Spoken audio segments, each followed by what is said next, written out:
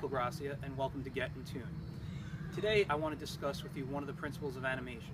There are 12 principles, and the one we're going to discuss today is squash and stretch. Now, all the principles are important, but squash and stretch is usually the first principle that people learn. We learn it usually. Your first project is to create a bouncing ball, which is going to be our first project here too. We're going to use Adobe After Effects to create this. Now, before we actually get into the program, I want to talk about what squash and stretch is. I'm going to bounce some of my racquetballs over here to show you what the technique is. But I can show you with my hand right now. All right, my hand currently is stretched out. My skin is tight. There's no room for stretch anywhere. There's no more room that it can go any further. It's as stretched out as it can get. But as I close my hand, you can see how my skin starts to squash. You can see the meaty part of my thumb over here. And that meaty part of my thumb is really squashing. The same thing happens to us when we talk. When we talk and make different facial movements, for example, if I smile, right up here, this fatty part of my cheek squashes as my mouth stretches. So squash and stretch is used all over the place, and we see it in whatever we do. Now, it doesn't matter if we are animating a character, whether it's a human, animal, could be a toaster, it doesn't matter. Even text. This principle is one of the most important to understand and get the foundation. So let's take a look at me bouncing some of the racquetballs. I'll juggle, and we can see it. I'll play it back in slow motion. We can see how this principle actually works. All right.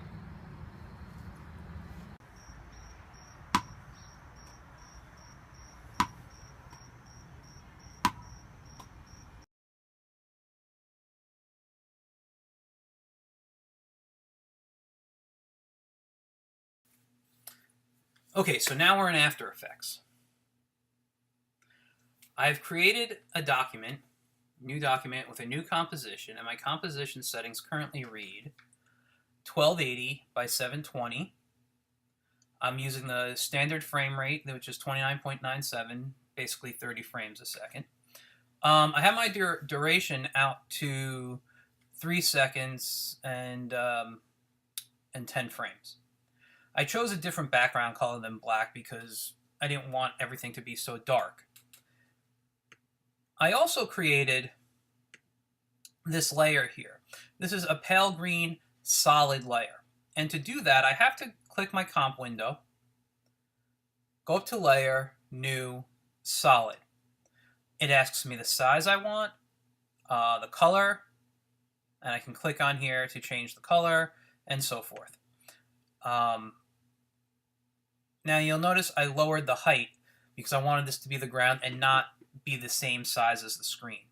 So I'm going to click OK or cancel, it doesn't matter. I have this here. I also created this PNG tennis ball in Illustrator, which I'll now bring down to the timeline. And you want it to be on top of the ground. I'm going to lock the ground so I don't mess around with it. You'll notice that my tennis ball isn't the best rendition. I have these little curved lines, ends of the line coming out, which for a tutorial, it's not a problem. But for a class assignment or for a professional job, you'll really want to fix that up and make it look more like a real tennis ball. You'll notice that if you look at an actual tennis ball, there's a bit of an indentation in it. This is also quite large for what I want, so I'm going to bring out my transform tools. Okay. And the first thing I'm going to do is go to my scale, and I think lowering it down to 30% is a pretty decent size. So I'm going to click OK, and I'm going to move it to kind of the top corner of my page here, on my screen, sorry. Now, I'm going to create a keyframe. Oh, before I create a keyframe on my position, one of the things we want to do is be able to control the X and Y axis of the position separately. So if I click on position and then right click and go to separate dimensions, you can see I now have X and Y, they're separate. They're currently selected together. I can click off and click on the Y axis, which is what I currently want to use. I'm going to start with the keyframe on the Y axis. I'm going to move out 5 frames, and then I'm going to drag holding the shift key. And remember, if you go right to here, it's going to look kind of like it's just touching the top of something. You bring it down a little bit, it overlaps the ground, and it looks like there's dimension to our scene. Right? And then the next thing I'm going to do is I'm going to want to go back right up to that spot. And I'm going to copy the first frame. I'm going to come over. I'm going to paste the new one. So it's in the same spot. And if we watch it, it's not bad. It's not great, but it's not bad. I could actually make my life a lot easier right now by coming in and copying and pasting. And this will go out as far as I want it to. And about 2 to 3 seconds, depending on what you're interested in doing, is fine. I'm just going to go out 2 seconds. And if we were to watch this, right, it's just going to keep bouncing. But it doesn't look real. If we go back and look at what we had earlier in the video when I was bouncing the ball, you can see a squash and stretch in the ball. You also can see from the picture that I'll insert in a moment that there's a blur when a ball bounces. And you can see here's the picture. So to add that blur, what I want to do is I want to click on here, Enables Motion Blur. Now if I play it again, doesn't really look like much, right? Can't really see it, but it's there. The other tool we have that we're going to want to play with is our graph editor. And the graph editor, right now, this is our y-axis. If our x-axis was out, then we would be seeing also a red line. Now if I click on these little points, I can control them. You can say I can move them. You can actually see things are changing quite a bit, and I don't like it. So let's go back to where we were. But if I select on one of the points, if you don't see any little handles, you can click the Option key, and you'll notice how when I click the Option key and I roll over, it becomes the Convert Anchor Point tool, which is, seen in Illustrator, Photoshop. And I can just drag out, right? But if I hold the Shift key as I drag, if I hold the Shift key as I drag, I get a straight line. And I'm going to hold the Option, start dragging, hold the Shift key. I'm going to do that to each one. Whoops, undo. Not do that properly.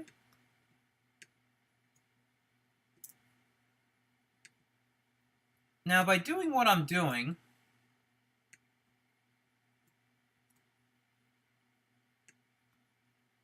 why is it not allowed? Oh, everything's selected. That's why. I just want this. Shift key. Come over to this one. Hold the Shift key. Hold the Shift key. And I'll do it on the last one too. Now, if I was to play it, the bounce actually looks a little better. It's a little steadier. There's a little bit more realism to it, but it's staying in one spot. We don't want that. So let's turn off our graph editor over here, and let's take a look at the x-axis. So let's start an X keyframe on the X-axis here. And there it is the first bounce. The second bounce, I'm going to want to move it. Now, for now, I'll hold the Shift key. So it's straight. And you can see that this now actually resembles the graph editor, but in reverse. And you can see that red line in there now. So let's go back and let's now create a keyframe in the X every 10 frames it would be. So I'm going to hold the Shift key and drag and get the curve I like. Go out, Shift key and drag. Whoops, did not drag properly.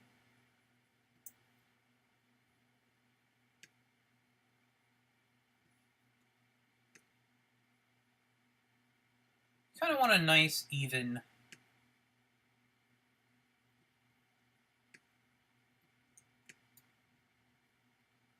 bounce.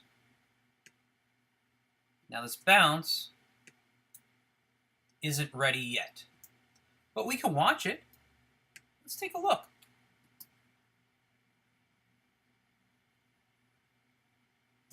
Okay. So what's wrong with this bounce? Well, there's a couple of things wrong. The first is the X position. So I'm going to go back to this frame over here.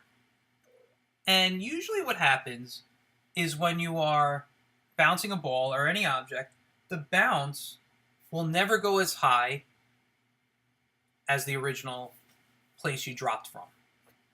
So it loses power as it goes down. Now I can do this two ways. One, I can just drag down, and if I hold the Shift key, it'll drag down for me. And that's fine. Or two, I'll click on this frame here. So over to the next.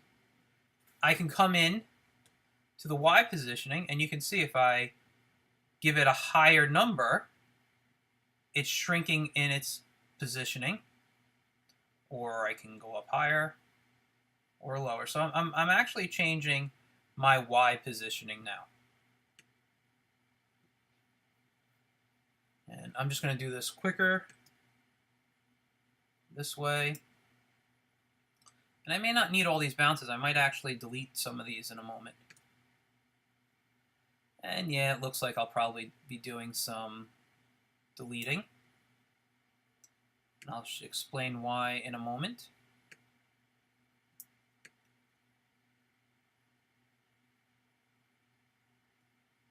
You don't want really any bounce there on that frame.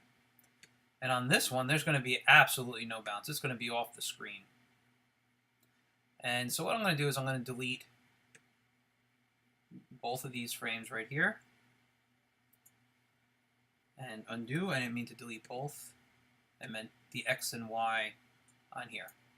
So that when I get to this frame, I can come in with the X and just take it off the frame. So now let's take a look.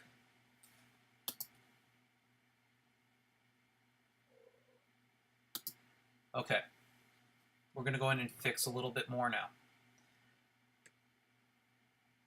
So the first thing I want to do is let's just take a quick look at the graph editor. We can see a few things that are happening here. My bounces got a little lower, and you can tell if I stretch, you can see where things are happening. So if I want my y-axis, this is my x-axis, sorry, I meant to grab the y, which will be this one here. You can see I can change the locations in here as well, so I'm just going to undo that. I don't need the graph editor at the moment. Did I just turn it off? Sorry, that was a mistake.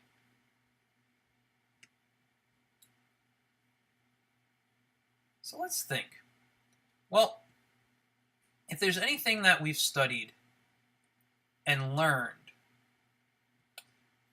through squash and stretch is that as gravity pulls, it's going to stretch. As it lands and hits on something, it's going to squash. So I can now play with the scale here if I wanted to, but the first thing I want to do before I do anything is give my scale a keyframe. Always give it a keyframe before you change anything, because if I change here without the keyframe, without a first keyframe, it distorts my entire image. So the whole ball would be, and I'll just show you.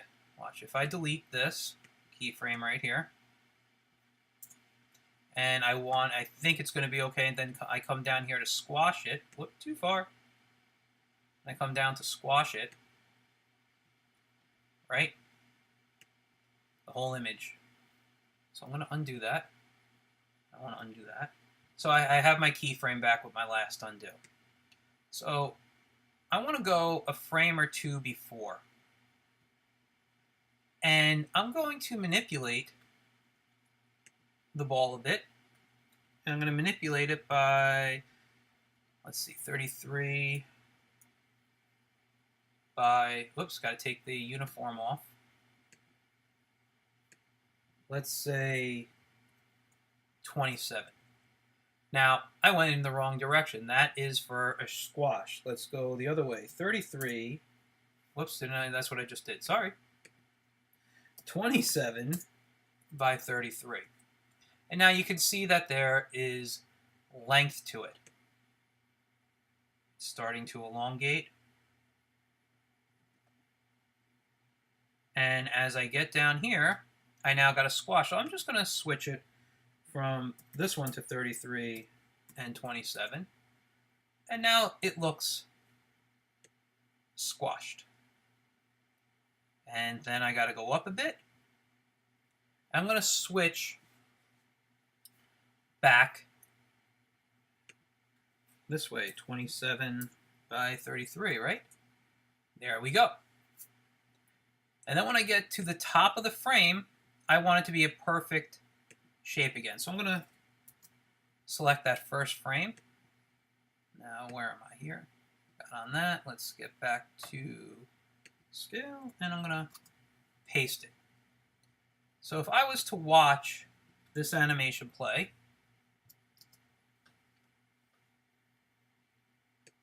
it's going to be a lot smoother already on this first bounce.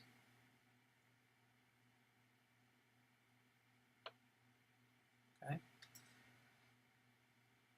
So I'm over here. I'm good. This is stretching. There's the stretch.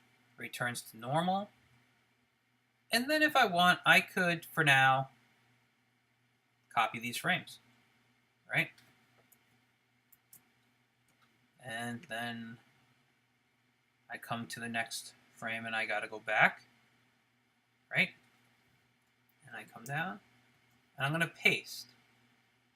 So I now have the same thing happening.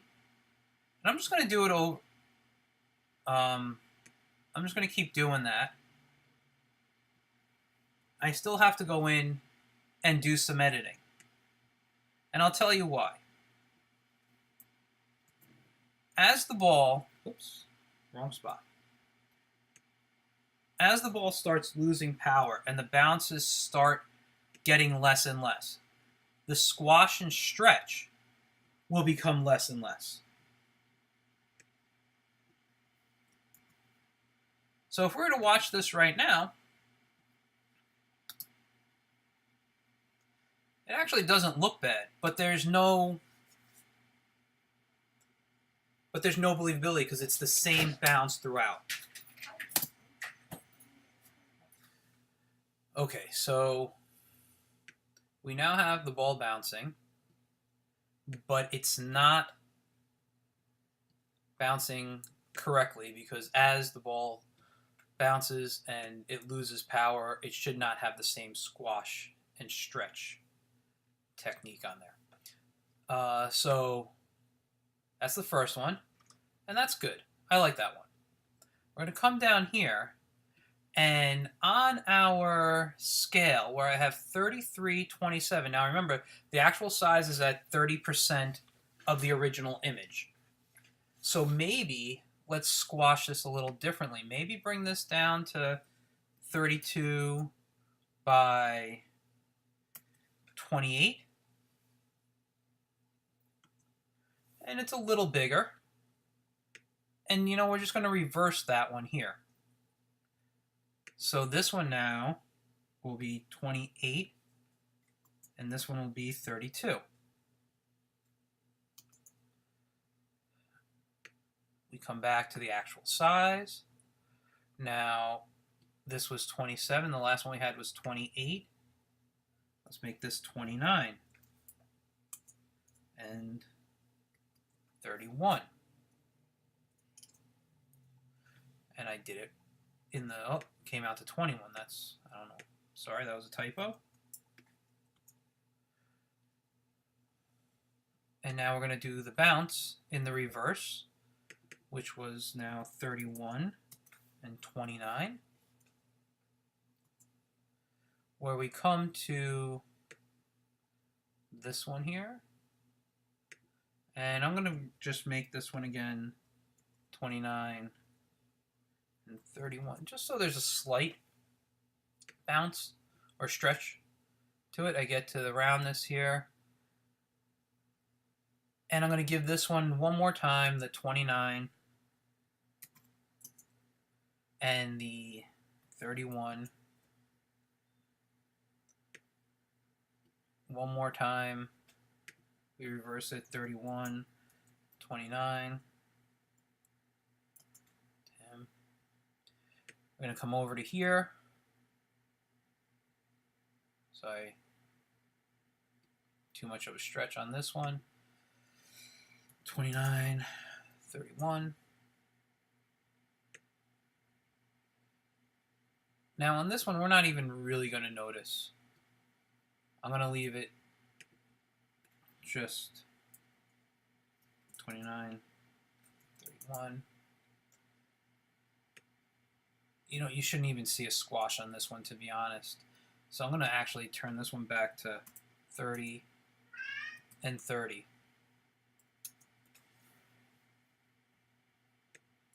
And I really won't see anything here, so I'm actually going to delete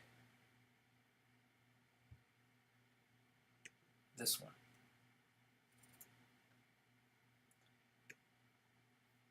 And truthfully, I don't need this one anymore either.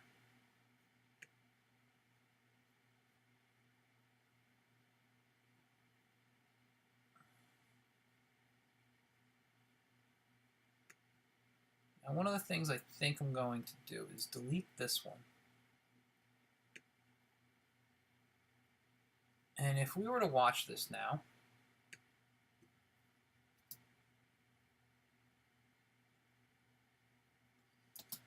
at the end it rolls out kind of fast. So what I'll do is I'm going to just give this just, well actually this should be a little smaller, but almost no bounce.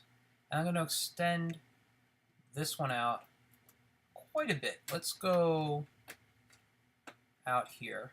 I'm just going to take this frame. So what I've done by doing that is I've added more frames, that it's more of a smoother roll. And you heard me just say roll? Well, it doesn't look like it's rolling, right? It's because there's no rotation on it. So to do that, I'm going to click the rotation keyframe. And I'll come out. And I'm not going to do a full 360, but at the end I'm going to give it maybe, let's do 280 degrees. And you can see outside here that it actually rotated. So if we watch it, the ball actually looks like it's rotating.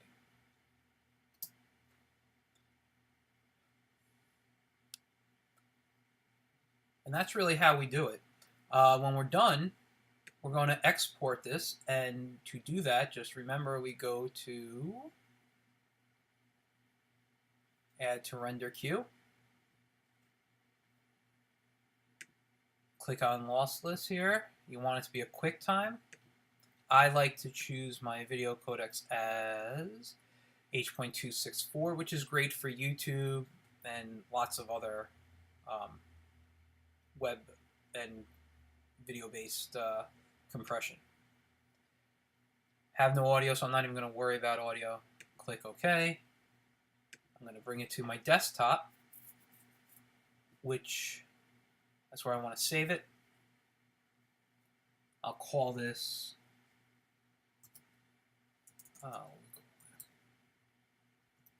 tennis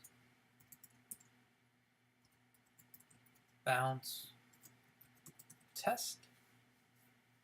Click save. And now I'm going to hit render. It goes through the whole.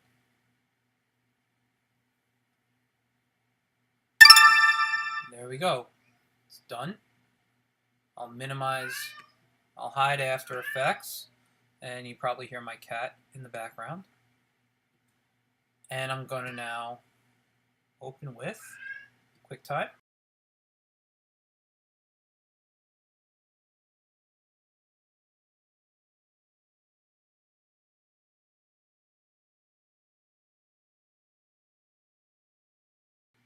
And there you have it.